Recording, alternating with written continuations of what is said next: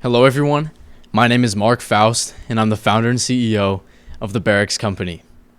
Tonight, I spoke with Len Foxwell, a Democratic political consultant at Avon Strategies, as well as a faculty member at the Johns Hopkins University. We talked about the three major types of crises, those being of competence, character, and circumstance. We also discussed how political leaders, as well as large corporations, can help mitigate their defamatory effects. So be sure to stay tuned if you want to hear his thoughts on the recent assassination attempt of former President Donald J. Trump, as well as his unfiltered opinions on the 2024 presidential election. Len Foxwell, thank you very much for coming on today. We really appreciate your time. Mark, it's so good to be here. Thanks for having me. Of course. So I'd like to begin by talking about your time at Avon. That's how you say it, correct? It is. What do you currently do there? You're a political consultant, is that right? I am. I'm both a political and a corporate consultant. And Avon Strategies was established in 2020 just to provide that full-service menu of communications, functions, and strategies for clients in both the public and private sectors. So we deal with everything from media relations to crisis communication. I will do social media. I'll work with business partners to provide a digital program for my clients. So it's basically the entire service menu. And I would say right now my client base is probably 75% corporate, 25% political. And as we head toward the state and local elections in 2026, that ratio will even itself out. Got it. So I hear crisis communication. That catches my ear. What is that all about? So there are three types of crises in both the public and the private space. And I teach this in a course at Johns Hopkins, and I have since 2016 when I joined the faculty as an adjunct. There's the crisis of communication. There's the crisis of competence. And that is when the protagonist fails to do that thing that he or she was elected or hired to do. Okay? It's the you had one job and you blew it crisis. Okay? Then there's the crisis of character, and that is when a corporation or a public figure or someone else in the open space fails to live up to publicly accepted virtues such as public integrity, honesty, think of DUIs, DWIs, extramarital affairs, embezzlement, something that calls their core character, to define a term with that same term, into question. And then there's the crisis of circumstance, and that is when the protagonist isn't particularly responsible for the crisis, such as a hurricane, a tornado, the COVID pandemic. But as a person in the leadership role, he or she is expected to provide the solution. And the crisis of circumstance can both be a career ender if it's poorly handled. And I go back, for example, to Governor Kathleen Blanco of Louisiana, who failed so spectacularly to respond to public concern after Hurricane Katrina in 2005. It can also be a career maker. And I think about the former CEO of Johnson & Johnson, James Burke, who responded so effectively and with such poise and command and transparency during the cyanide poisoning crisis of 1982. So the crisis of circumstance has enormous downside risks, but also enormous opportunity. And in fact, I tell my students right in the first class that the Chinese actually have two brushstrokes to describe the word crisis. One is danger, and the other is opportunity. And how you respond will drive the outcome, whether you court the danger or whether you seize the opportunity. Okay. So what it sounds like you're most interested in the crisis of circumstance almost. I'm fascinated with all three. Okay. And I could give you some pretty remarkable case studies in all three. Each have their own protocols. You respond to them differently. They have their own levels of threat. They also have their own levels of opportunity. So the first step in that process is determining which one you're in. And your first job is making sure that you keep it single-tracked as opposed to expanding it to encompass more than one. So, for example, if you are in a crisis of character, the worst thing you can do is to become preoccupied with your precarious situation and forget to do your job, and therefore allowing your crisis of character to expand into a crisis of competence.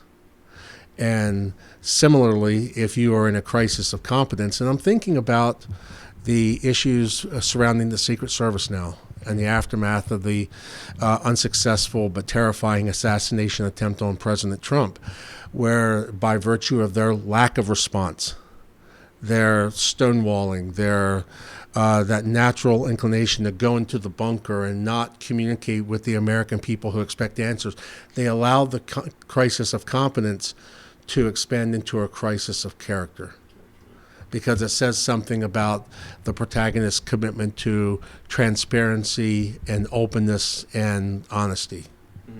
I definitely want to touch on the Trump assassination attempt. But before we get there, Sure. How was this framework developed, the competence, character, and circumstance? Is this like a long-standing framework that has existed for a while amongst political consultants, or is this something specific to Tread Avon? Or So it really is a fusion, if you will, of industry scholarship. People who are long-standing thought leaders in the field of crisis communication, as well as what I've learned over 30 years as a press secretary, communications director, government chief of staff, and someone who's been in both the private and public spaces now for nearly 35 years. And so this really, as much as anything, is a reflection of my time in the public square. These are the three principal sleeves of crisis, and experience has shown me that you can put just about any crisis, whether it is the catastrophic mechanical failures of the Boeing 737. Well, that's a crisis of competence. But the pattern of disinformation, incomplete information, lies by omission that was exhibited by the Boeing leadership, well, that allowed it to transmogrify into a crisis of character. So you start off with those three sleeves, and then you kind of see which ones remain exclusive to that one lane and which ones tend to morph into multiple lanes and become a hybrid. Got it. Do you have an example, like worst case scenario, where some organization just handled a crisis terribly? Say they began with circumstance, something out of their control, but then they let the competence crises arise and then the character arise. Like, is there a really bad case Yes. study that we can learn from? My God, yes. The worst case of crisis management that I've seen, and I'm 53 years old, so I've been around a very long time. The worst case I can share with you happened right here in the state of Maryland, about 35 minutes away, and it happened at the University of Maryland. And there was an 18-year-old young man named Jordan McNair, a kid from McDonough High School here in Baltimore, recruited to play college football at the University of Maryland, and in an off-season workout in May of 2018, he collapsed and died after a workout, after he had run a series of wind sprints.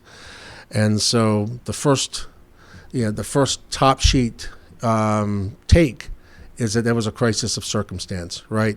No one knew that he was going to take ill, pass out, fall into a coma, and never wake up. But then this was probably the most poorly handled crisis of my lifetime. First of all, the athletic director, a gentleman named Damon Evans, who is still employed at College Park, incidentally, he misrepresented key aspects of the case. He lied to the press about details such as when Jordan McNair got sick. He made it sound as if he did it at the conclusion of the workout, when in fact it happened during the workout. He made it sound as if they sprung into action and began to apply treatment to the young man immediately after finding out that he was sick, when in fact they had coaches that were mocking him and saying, drag his ass across the field, make him finish the workout. He made it sound as if the coach was not present, the head coach, DJ Durkin, when in fact he was there. And so the first thing you do in a situation like this, again, contain the crisis. And if you have a crisis of circumstance, the first thing you have to do is speak quickly and tell the truth. The word is going to get out. The second thing, so right off the bat, we have a crisis of circumstance that becomes a crisis of character. Then they did after lying to the public, they did the next stupidest thing, which is they went dark for 3 months. They said, we're going to do an investigation. We're going to have a task force that kind of looks at what happened. And then we're going to issue, this was in June, we're going to issue a report in September. Now, Mark, think about this. How many people are on the sidelines in an average practice, Division I, Big Ten program practice? At least 150 people. And that's how many eyeballs were on Jordan McNair at the event. You don't think for a second that someone's going to pick up the phone or send a text to a reporter to say, I've got the real story? It's human nature. And so while they were going about this officious investigation, guess who breaks the story? ESPN, the magazine. And in August, it became the cover story on ESPN magazine, and it became the biggest single story in the American sporting universe. And it revealed this toxic culture where students were verbally assaulted, physically assaulted, psychologically abused. They found out that the football players on that fateful day didn't even have a cooling tub, which is a requirement of NCAA Division I sports. They didn't apply the proper treatment. They didn't give the ambulance the right address. And so to make a long story short, by the time this was all over, we had a triple track crisis: the crisis of circumstance, the crisis of character, which is that the University of Maryland football program was being run by a band of liars and thugs. And then the crisis of competence, which is that the athletic training staff really was unequipped to do what they were on that field to do, which is to protect the players and keep them safe and keep them healthy. And a coach lost his job. The university president retired.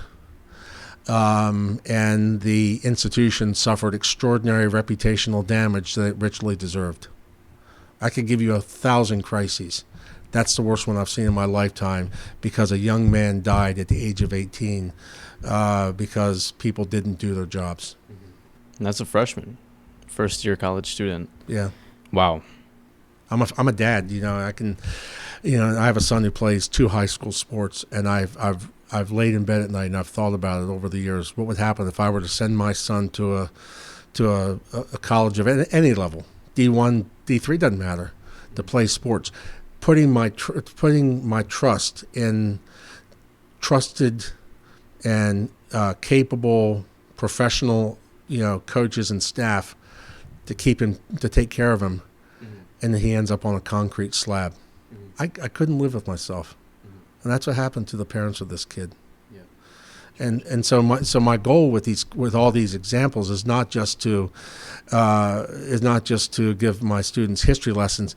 It's to be able to identify the types of crises that are out there in the public space, and to develop a sense of proven, hard and fast protocols for how to effectively respond in a way that protects your reputation, that of your institution, and perhaps even enhance your career coming out of it. Mm-hmm. Got it. Well, thank you for sharing that story. My pleasure. My question is, how do we land on which track was the initial culprit? Because when I hear this story, there is the circumstance where, maybe this kid had some issues with his heart or what had he before coming to school. But I feel like it could also potentially be maybe the staff was pushing them too hard to me, that sounds like maybe a crisis of character. And then you mentioned they don't have the proper tubs and stuff. So how do we say that this began with circumstance? It's a great question, Mark, and my students ask me this every semester. So I would, and I think you can make a credible argument that maybe you could put it into character or competence. I remain wedded to the idea that it starts as a crisis of circumstance because players have gotten sick. Players have had heart attacks, brain aneurysms, arrhythmias.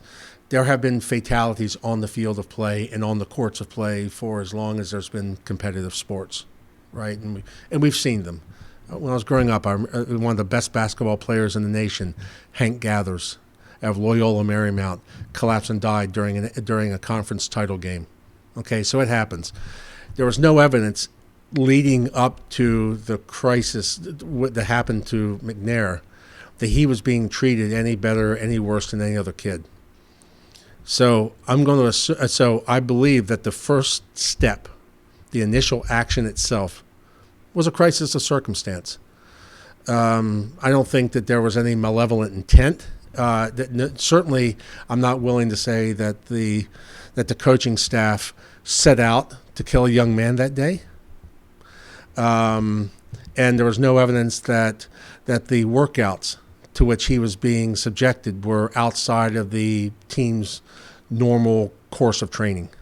So I'm going to say it was crisis of circumstance.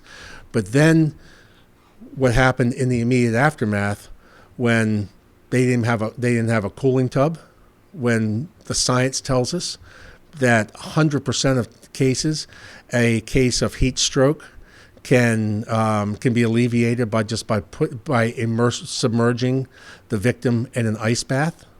The fact that they didn't have that, the fact that they waited so long between when the event happened and when they finally called 911, that was competence. And then the systemic misrepresentation of the issues and the larger context that we saw in which this event unfolded, a university that frankly didn't care about its players, a university that subjected its players to ritual abuse because of some plasticine idea that abuse makes these kids stronger, which is a disproven and idiotic theory. So by the time it all unraveled, we had all three. But to your point, I think it started as a crisis of circumstance. Got it. Okay. Wow. Well, this makes me think now. Yes. In terms of Trump and the assassination attempt, what do we diagnose this event as? You mentioned with the case of University of Maryland, you didn't see any type of malevolent intent there necessarily. He was treated the same as all the other student athletes. But what does the evidence, in your opinion, look like for the assassination attempt? Does it start as a competence thing with the Secret Service or a circumstance? A catastrophic crisis of competence because this was thoroughly controllable. This could have and should have been prevented. We should never know the name of this kid today. I mean, it's just from what we knew from the aftermath of the event and what we saw today over the course of the congressional hearings. This kid couldn't have been more conspicuous if he had worn a Technicolor suit and spun one of those directional arrows that you use for real estate open houses up on that roof, saying, "Hey, I'm a gunman and I'm going to shoot." The fact that this kid was allowed to get into position, get into crouch mode, and begin firing on the former president of the United States was a catastrophic crisis of competence. And then it was compounded by the absolute radio silence from the Secret Service and its director. And one of the things that we teach in my class, it's called the empty glass theory, which is that, and I'm glad you brought me this in a glass so I can make the point. Every crisis represents an empty glass. Either, and somehow this glass is going to be filled. Either you're going to fill the glass by telling your story using your tone and cadence, presenting your facts in a controlled environment, or someone else is going to do it for you. And I can assure you, they're not going to tell it the way that you would like. And that's what we saw in the case of the Secret Service and the assassination. They went radio silent, and in that silence, what was your major, or what is your major at Hopkins? I majored in computer science and physics. Okay, so from your study of physics that nature abhors a vacuum. Right, it's one of the first things we learn in grade school. Right, nature abhors a vacuum. The same is true in crisis communication. If you don't tell the story, if you leave dead air, someone else is going to jump in and tell the story for you, and that is where you get conspiracy theories, misrepresentation, distorted facts. And because you're not out there telling your side of the story, you're not controlling the narrative, you have no one to blame but yourself when that happens. Okay. And that's the empty glass theory. It is. If you're enjoying the content so far, be sure to hit the like and subscribe button to stay up to date with any of our future notifications. This is a major issue of competence. Now, to me, that reads that there's a trust in the integrity of the Secret Service by you. Because you don't say that it's necessarily an issue of character. Like, you don't say maybe the Secret Service wanted to let this happen. Right. There's no evidence whatsoever that there was malevolent intent. The Secret Service is there to do one thing, right? It's not. It's to protect the principle. It is to safeguard and protect the body. Okay. And what are your thoughts on the history of Crooks? I mean, from what I know, he was a registered Republican, but the only type of real, I guess, political action or donations that he made were to some Democrat organization. What do you think that has to do with it, if anything? What do you think Crooks' motivations were, given his sort of ambiguous political past? I don't think we'll ever know. He left very little. From what we saw, he left very little paper trail. He seemed to fit the profile of someone who, didn't really raise too many eyebrows. He was a good student, quiet but cordial. Had very limited political engagement in his short life. I don't think we'll ever really unpack his motives, and I don't think for the purposes of this discussion, I don't think it really matters. Mm-hmm. Right? Whether he was just a kid who wanted to become famous, whether he was trying to impress his girlfriend, or whether he was someone who had been radicalized by the political environment. The fact of the matter was that the Secret Service didn't do its job, and that they basically created a direct line of fire from the gunman to the would-be target. And so what do you make of the eyewitness report saying, like, there's a guy up there, he's got a gun, he's crawling? The authorities know this. At least the local police do. And it wasn't until after he had fired shots that action was taken. To me, I mean, that seems like a bit of potentially intentional negligence. I mean, if the authorities know that there's a threat here, like, they're knowledgeable of that, is it still a crisis is this an issue of competence? So for it to be a crisis of character, you would have to arrive at the conclusion that somehow either the Butler County Sheriff's Office or the Pennsylvania State Police or the Secret Service or some combination of all the agencies that were on the ground wanted an assassination attempt on the former president of the United States. They're putting all crazy conspiracy theories aside. I refuse to believe that's the case. It sounds to me like, and there's a point I'm going to follow up with here. It sounds as if the left hand, a classic case of where the left hand didn't know what the right hand was doing. You had multiple agencies, and in that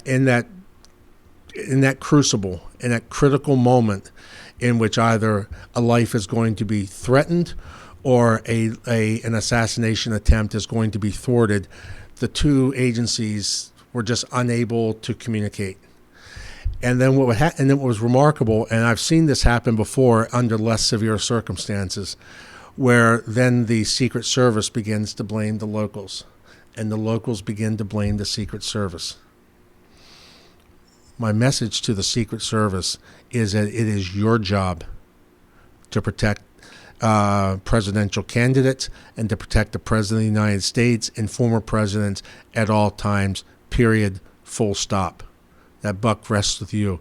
And that's another thing that we've seen in the aftermath of crises since the beginning of time, where we'll see finger pointing, where the state will blame the local government and the state will blame the feds, and it was his job. It's not my job. I'll never forget when I first got into this business. And I grew up in a small town in Dorchester County. Do you know where Dorchester County is? I don't. You ever been to Ocean City, Maryland? I have. Okay, so it's a speck on the map that you go through on your way to Ocean City. Just another series of Burger Kings and Wendy's and McDonald's. Cambridge, Maryland, about an hour and a half from Ocean City. And the old that's where I grew up. And we had a public works director who was there, who had been there for decades, old Elvin Thomas, an old Army man, tough as nails. And he was the head of the county roads department. And I'll never forget one day, I was a reporter right out of college. I was a news reporter with my local newspaper, and there was a huge snowstorm. And there were some people who were complaining that their streets weren't plowed. And I called Mr. Thomas, and I said, ultimately, who was responsible for plowing this section of the road here? He said, Lenny. He called me Lenny. I said, Lenny, it doesn't matter. It's on all of us. I said, what do you mean, sir? He said, people tend to go blind in a snowstorm. They don't know the difference between yellow and orange. What he meant by that was county roads trucks were yellow. State highway roads trucks were orange. The public didn't care what level of government was supposed to get to it. They just wanted the damn roads plowed.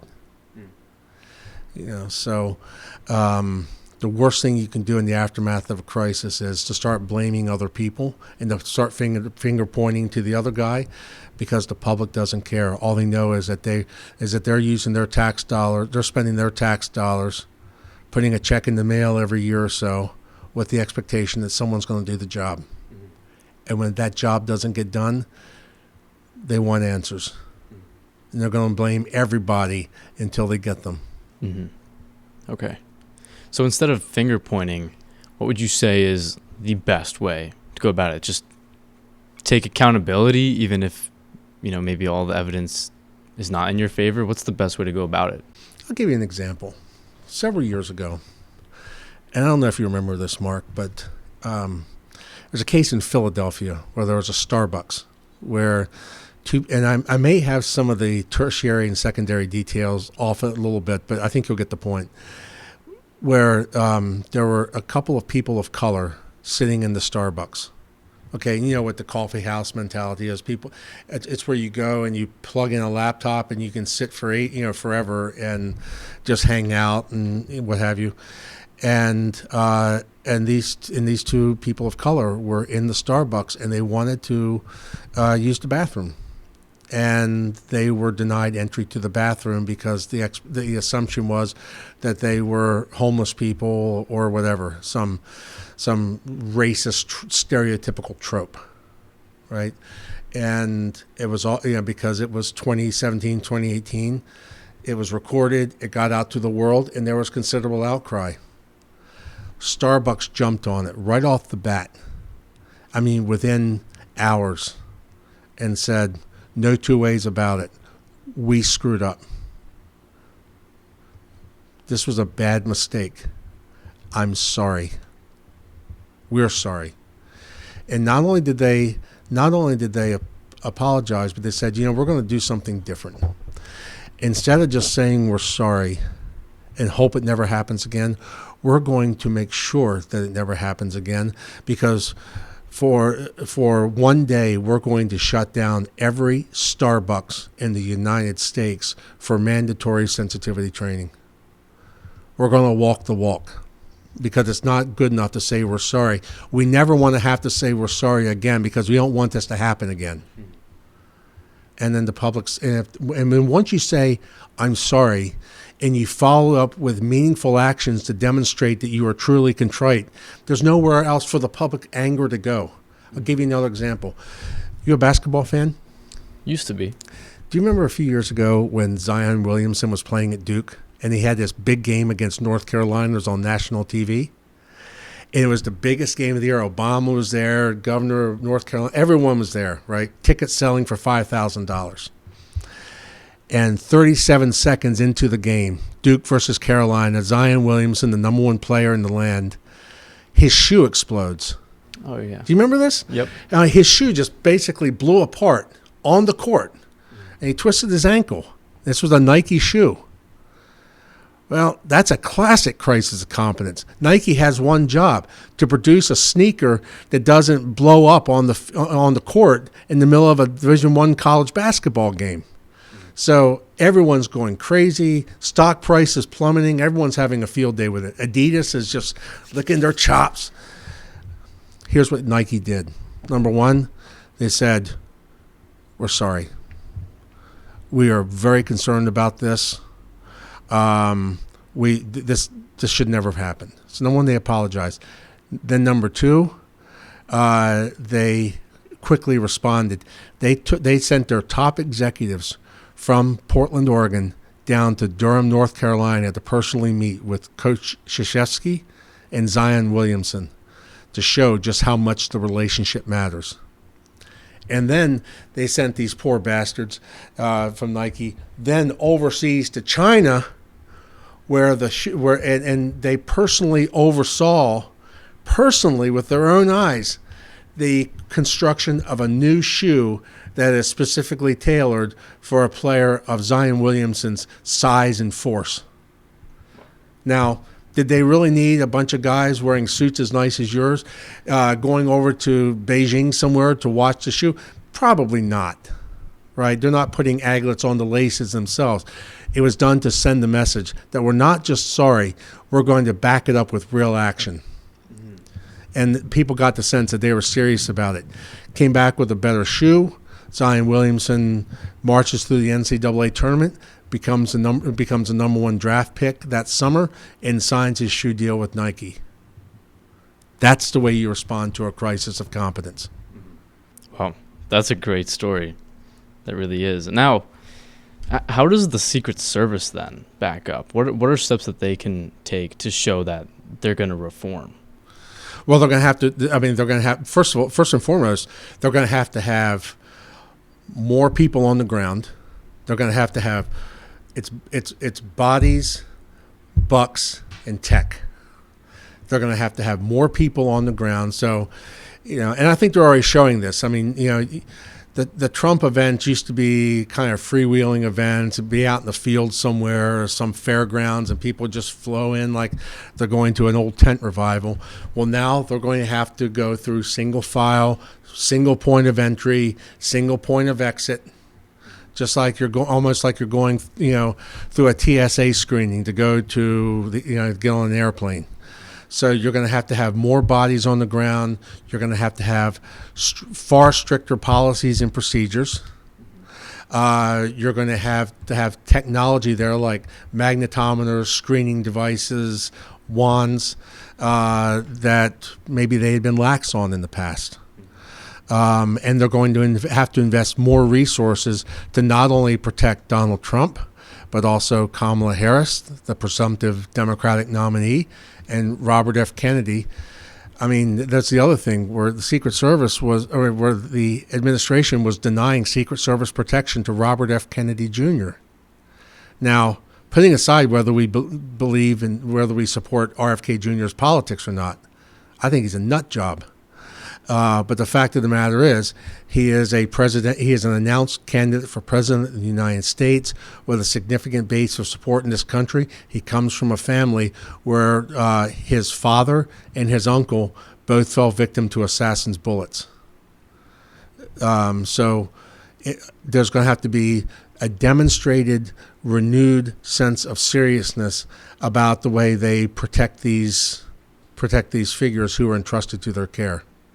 So they have to own it, but then they have to respond, and they have to plan and execute. And so what are your thoughts on how Trump is handling this current crisis? And what are your thoughts on how Biden is handling this current crisis? Well, Trump was masterful at it. And I can't stand Donald Trump. But it's textbook. But that photo. It's an iconic photo. And what was remarkable, what I will never get over, is how, that he had been hit in his ear. And obviously another quarter inch could have meant the difference between, another quarter inch would be having an entirely different conversation now in this country. But even after he had been hit, he still had the presence of mind to get back up and show his supporters that he was still strong. Mm-hmm. He was still with it. He was still in the fight. Mm-hmm. And that type of presence of mind, that political instinct, you just can't teach it. You either have it or you don't. So I despise Don. I think he's a lawless criminal. I think he is. I think he's a horrid human being. I think he's a grifter and a con man. But I also think he is, on many levels, a supremely talented, generational talent of a politician. And he demonstrated it once again with his actions in the immediate aftermath of that assassination attempt. I also think, to be quite honest, he has been, for a guy who likes to run at the mouth and float conspiracy theories and inflame his base of supporters with all sorts of unfounded and toxic rhetoric, he has been remarkably restrained in the way he has spoken about the Secret Service, only speaking about it to thank the men and women who responded so quickly in the aftermath of the assassination attempt to protect him and to take down the sniper. So I think he has done everything humanly possible to use this crisis to his advantage, which is what you should be doing in politics, which is never letting a crisis go to waste. Mm-hmm. As far as Biden, I don't think you can talk about President Biden's response to this without putting it in the larger context of his obvious cognitive and physical decline. And as this was happening, the president was facing a political crisis of his own, which was that his candidacy had lost its momentum, its message, its money, and he was facing an existential threat to his political career. Obviously, his political career ended yesterday, and he did the right thing by. I can only imagine how difficult it was for him to arrive at that decision, because it's not only a political decision, it's also a recognition that he's in the twilight of his life. Mm-hmm. And I've been around politicians and politics long enough to know that the hardest thing for a politician to do is voluntarily relinquish his or her power. Mm-hmm. He did it. Should it have been done sooner? Yeah, we can say it is, but we're not in his position. Mm-hmm. The fact is that he did the right thing. It's my understanding that a lot of large donors to the Democratic Party said that they wouldn't give any more money unless he handed off the candidacy. I found over the course of my life that there are three things that every campaign needs in order to win, which is money, mechanics, and message. And because of the terrible performance that he turned in during that June debate, the money had dried up. His grassroots operation, the volunteers, the activists, the people who are supposed to infuse any national campaign with the necessary energy to go and win this thing on the ground, that had dried up. And because he was in such cognitive decline, he had lost the ability to carry the message and to lead the prosecution of Donald Trump's character and his record. So money, mechanics, and message, all of them had been lost. And his candidacy, by the time he withdrew, it was like a bicycle without a chain. So would you consider the recent events with Biden dropping out, is this a crisis for the Democratic Party? Yes. Yeah, it's a crisis without precedent. Now, is it irretrievable? Can the Democratic Party still turn around and win? Yes, of course. I think it is again an unprecedented situation. Only twice in the last 72 years have we seen a presidential candidate, or an incumbent president, voluntarily decline his party's nomination, declined to proceed with his reelection campaign. The first was Harry Truman in 1952. The second was Lyndon Johnson in 1968, and President Biden was the third. Neither of them withdrew this late in the cycle. Both of them withdrew in the early primaries. Biden is doing it 100 days before the election and just weeks before his party's national convention. So, as they say in the legal profession, we're making case law here. There's no precedent for what we're going through, and I've been asked countless times in the last 24 to 36 hours, can Kamala win? And the best I can come up with is I don't know, because there are too many unknown variables, not the least of which is how does she actually make that transition from being the vice president to the presidential candidate in her own right and communicate effectively with the voters in those battleground states that will ultimately determine the outcome of this election. Places like Wisconsin, Michigan, Pennsylvania, Ohio, Florida, Arizona, Nevada. Usually by this time, we kind of have a sense of the candidate's skills, strengths, and weaknesses because they've gone through an elongated primary process. Kamala's a pinch hitter coming up in the ninth inning here. So the Democrats still have a lot of work that they have to do to get themselves back into this race. It was my opinion that even before the assassination attempt, even before Biden dropping, it seemed to me as though the Republicans had a great bet at winning, that Donald Trump was going to get reelected as the 47th president because of, well, now the assassination attempt, but also the low approval ratings of Biden, even amidst the Democrats.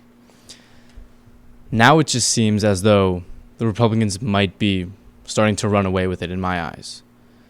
What are actionable steps, do you think, that the Democratic Party has to take in order to actually make it a closer battle? So they've already done the first two things. The first of which is infuse a much needed sense of excitement and possibility into this campaign. I cannot overemphasize how dead the political base was in the Democratic Party over the prospect of Joe Biden figuratively and literally limping across the finish line.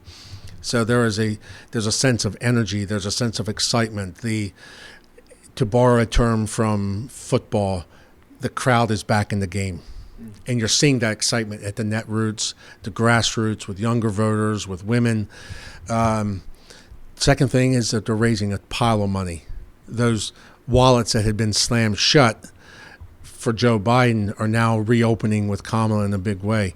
Interestingly enough, I think Kamala is going to be even more poised than past Democratic candidates to tap into major business and corporate donors, not just small donors, but big donors, because the Trump-Vance ticket has adopted such a protectionist, anti-free trade message, which really does cut at the core and scare a lot of business leaders in this country. It's a calculated bet. They're betting that the benefits of that message will resonate and get them over the finish line in those industrial Rust Belt states like Michigan, Wisconsin, Pennsylvania, Ohio, and for that they're willing to, deal with the frustration and the concern of their traditional allies within the business community and on Wall Street. But we'll see how that shakes out. Kamala's raising money. She's locked up. She's locked up for all intents and purposes the nomination quickly.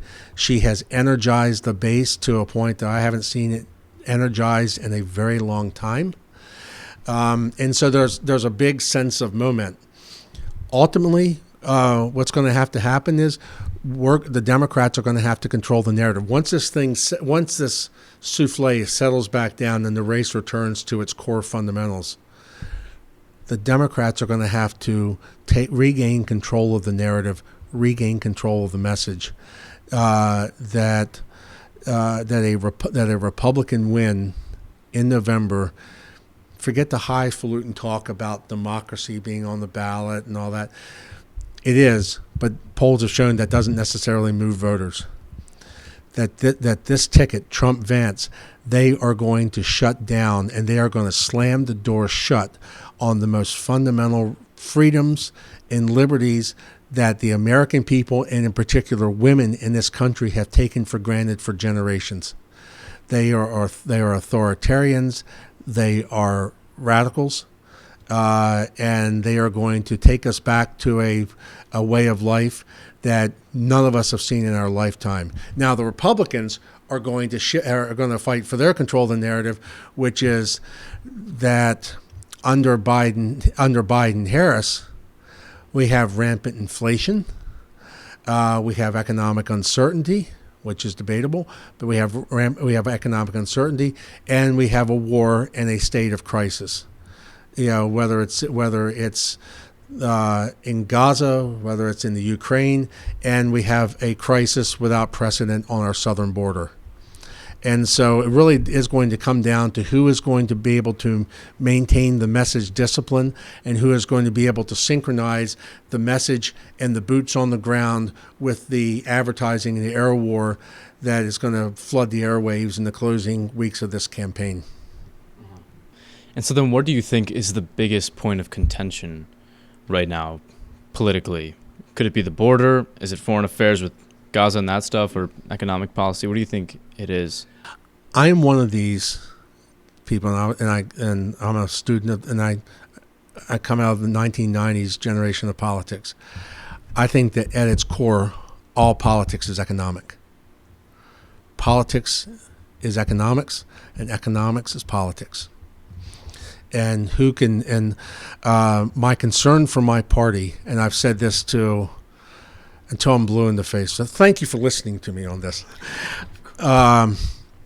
that Democrats too often, and I'm a Democratic consultant, we too often fall into this trap where we become macroeconomists, where we like to talk about the overarching, the larger economic trends. My goodness, the gross domestic product is expanding. The manufacturing index is up. Our import-export ratios are improving. None of that matters. Americans are consumers. They are not economists. And Donald Trump is preparing to go to the American people and say that a gallon of milk, a carton of eggs, a tank of gas, a loaf of bread costs X and Y more than it did 4 years ago. And let me tell you whose fault it is. And so we have to have answers for that, because victory is ultimately going to go first and foremost to the candidate who is able to tell his or her story on the American economy the most effectively. And I think that is always going to be the primary battleground on which presidential elections are contested, and I've never been proven otherwise. I also think that crime and immigration are major battles, and this is going to be primary. This is going to be this vice president's primary Achilles heel, that she was given control of, or responsibility for the border crisis, and the perception, and I think it's reality, it's gotten worse. So then, if Kamala has to bear that burden of letting down, I guess, the American people in terms of the border crisis, does she make the best candidate for the Democrats right now? We don't have a choice. Yeah. We don't have a choice. There's no one else on such an expedited basis who can wage a national campaign against a sitting vice president who has access to to the Biden-Harris campaign treasury. I mean, legally, that money cannot be transferred to another candidate. There are other roundabout ways. They can go to it can become a super PAC, or it can go to the Democratic National Committee. But in terms of a direct handing off of the bag from Biden, Harris to somebody else, it can't happen under campaign finance law. So she has the money, she has the institutional support, and there's no one else with the time to tap into those prohibitive advantages. So she is the nominee. She's going to have to talk about immigration, just like Donald Trump is going to have to explain why he has consistently supported the most draconian and restrictive abortion policies, procedures, and laws in the United States, and why he appointed far right justices who were the very justices who sat and weighed in on the Dobbs decision and rendered Roe versus Wade unconstitutional. So it's going to be a battle between two very fundamentally different narratives and two fundamentally different sets of priorities. And victory is going to go to the campaign and to the candidate that has the most straightforward and appealing message and is able to back it up with the money to get that message out to the American people over the air, and the mechanics in terms of grassroots ground game to win it door to door, precinct by precinct, block by block, and state by state. Okay. And now I'm curious. I'll first ask, I guess, for whichever you prefer, the Democratic or the Republican Party, what are the biggest strengths that each party has going for them right now, as well as the biggest shortcomings? I think that the biggest shortcoming that the Republican Party has is their record on abortion and reproductive rights. That is a catastrophic miscalculation that was made by the party's leadership several years ago, that there was this silent majority of voters who actually wanted to see more restrictive policies on this front. And what they found particularly in 2022, in those midterms when there was supposed to be this quote unquote red wave that turned out to be anything but, is that women vote. That is the dominant force in American politics are women, and what they are proposing was, fundamentally stripping women of the right to exercise decisive control over their own bodies. So if Donald Trump loses this election, it's not going to be because he's a convicted felon or because he slept with a porn star while his pregnant wife was sleeping. It's not going to be because he is one of the most repulsive human beings that God ever vomited. It's because of his policies, his appointees, and his party's broad philosophy on reproductive freedoms. The biggest challenges for the Democratic Party, our biggest weaknesses, is that we are perceived right now to be weak on immigration, crime, and the economy.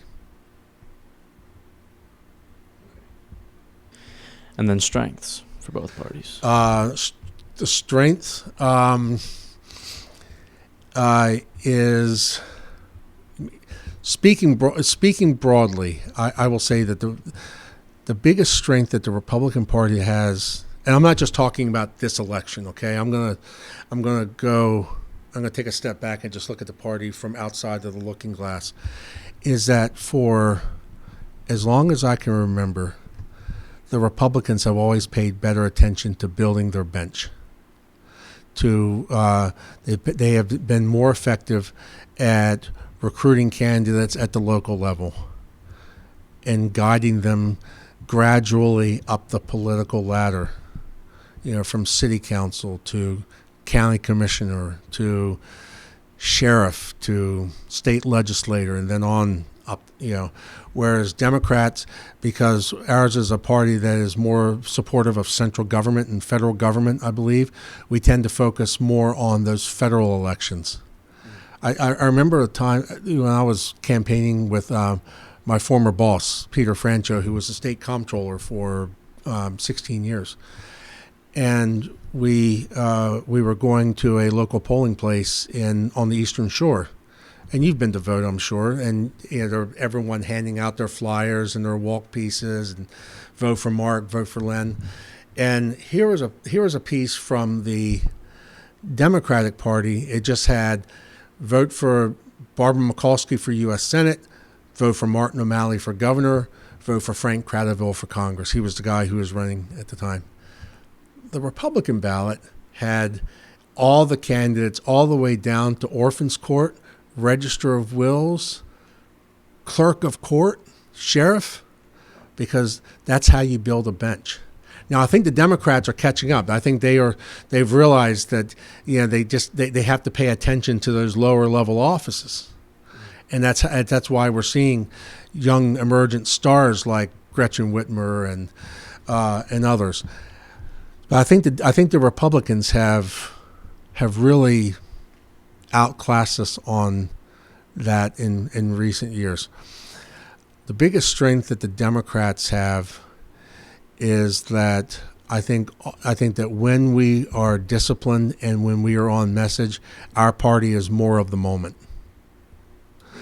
I think our message, our progressive message, that emphasizes everything from reproductive rights, reproductive freedoms, to support for high-tech, information tech, education-driven jobs, investment in public education as a way of maintaining a healthy 21st century economy, even things such as legalization of cannabis. I think those are issues that resonate more with the voting base that is going to be retain hegemony in this country for the next several decades. The Republicans, stripped down to their basics, are an older, whiter, more backward-thinking party. They're CBS. The Democrats are Netflix. Cool. I've never heard of that before. Really interesting. So then what do you think? Do you think there will ever be a time where that CBS type views, what have you, might become popular again? Or do you think from now on it's always going to be the progressive outlook on the politics, and the Democrats are going to, reign for who knows how long? I think politics is cyclical at its core. And what we've seen is that when one party returns from the brink, it's usually in direct response to the excesses of the other party. I remember coming into this business in the late 80s, early 90s, and I remember there were credible political analysts and there were credible political scientists who were saying that the Democratic Party is about to go the way of the Whigs, because the Republicans were in the aftermath of the age of Reagan. They were in such command of the fundamentals of American politics that the Democrats were obsolete. Well, the Democrats came back in 1992 with a young, bright, energetic candidate. The Republicans ran too far to the right in that election cycle. They listened to a bunch of meatheads on the far evangelical right, and Clinton won 2 terms. Donald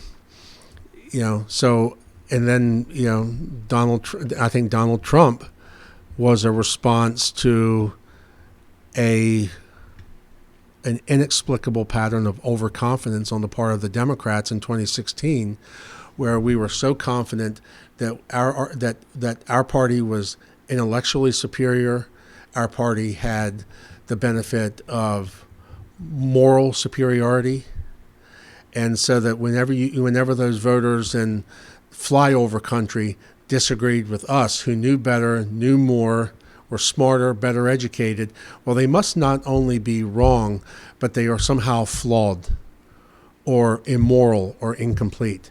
And I think Donald Trump was masterful at playing to the resentment of those who felt like those people were being left behind by the rest of us on the East and West Coast. So usually it's not something that the ascendant party does right. It's usually because the party that's in control gets complacent, bloated, and self-satisfied, and is done in by its own excess. So then how might the Democratic Party defend against that similar temptation this time around in this election? Like, how could the Democratic Party go too far? Well, I think the Democrats are going to have to. Let's say the Democrats win. Okay, let's say Kamala Harris pulls off the upset against Donald Trump, and let's say, for example, that the Democrats win control of one or both chambers of Congress. Well, one thing they can typically, when the Democrats go too far, it's usually in terms of spending and taxes. It's going too far. The perception of going maybe too fast in the culture wars, or dismissing concerns by the other side as just wrong-headed thinking, immoral thinking, short-sighted thinking. With the Republicans, it's both far-right social policies, and it's also inability or unwillingness to make investments in those things that we all agree need to be invested in, such as public education. When you see candidates, for instance, Republican candidates campaigning on stripping funding for public schools down to the bone because they're wasting money. There was a candidate up in Cecil County. She's a county exec. Do you know where Cecil County is? I don't. You have no reason to go there unless you're driving through 95 on your way to Philadelphia or New York. It's in the northeastern corner of the state. So Cecil County is a wonderful place. I love it there, some good breweries. But there's a county executive there named Danielle Hornberger who won. She challenged an incumbent in 2020 from the right, won the race, capitalized on a lot of anger from social conservatives over the way her predecessor was handling the COVID crisis, masks and vaxes and all this crazy stuff, and she won. She proceeds to declare a war on public education. She picks a fight with a school superintendent. She starts to slash funding for extracurricular programs, public school technology, equipment, better facilities. And what happened? She got knocked out in her party primary because a bunch of parents changed their registrations from Democrat to Republican to vote for her challenger in the primary. And now she's out of a job. So you can't go too far. You've got to recognize that most Americans live their lives between the 35-yard lines.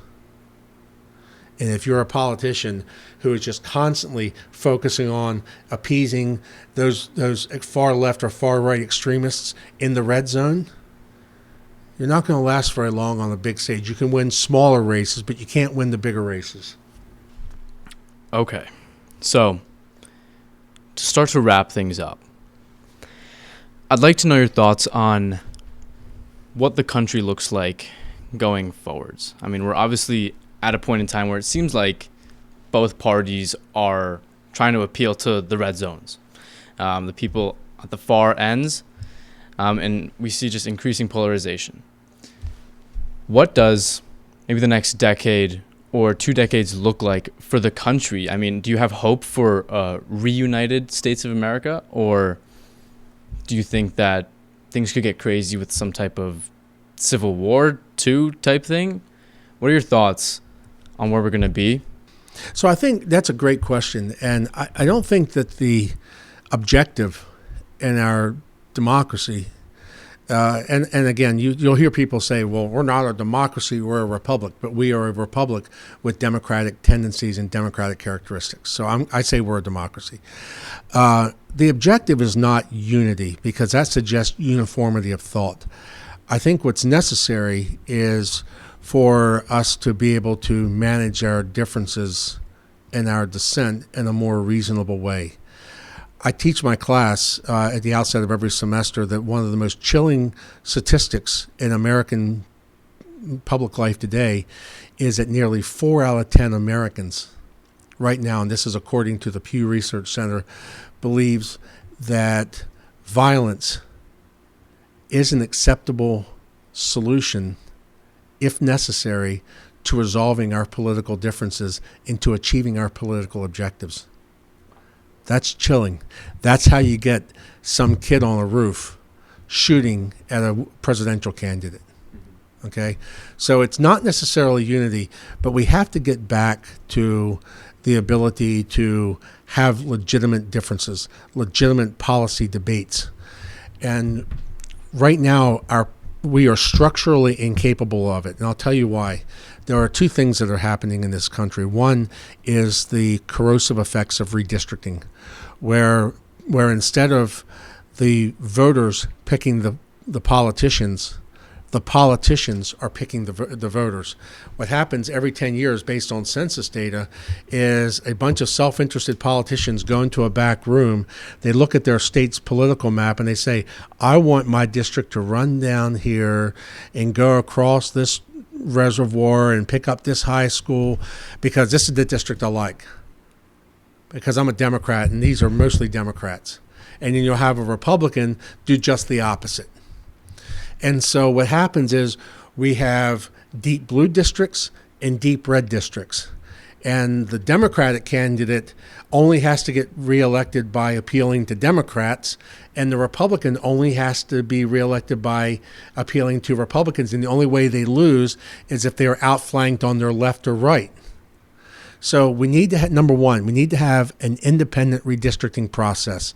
I believe that as long as humans are in control of the pen or the crayon, it's not going to happen. I think it is easy for computerized models or a computer program to basically respond to a list of prompts, a list of imperatives such as geographically contiguous districts and population equality across district lines.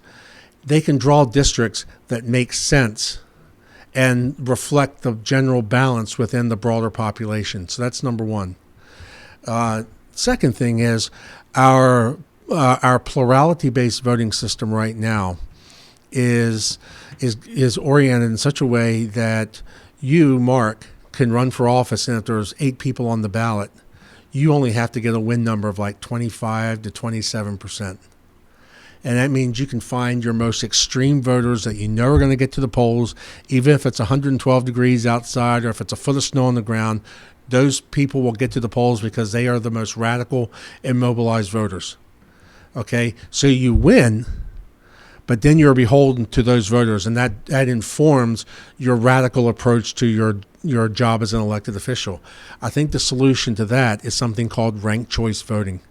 And if you've never heard of it, I actually, in algorithms class, I did a little bit of research into it, but please. Oh, really? Okay, so you know what I'm talking about. A little bit. So this is one where, the voter goes to the polls, and instead of just voting for Mark Faust or Len Foxwell, you rank your choices in order.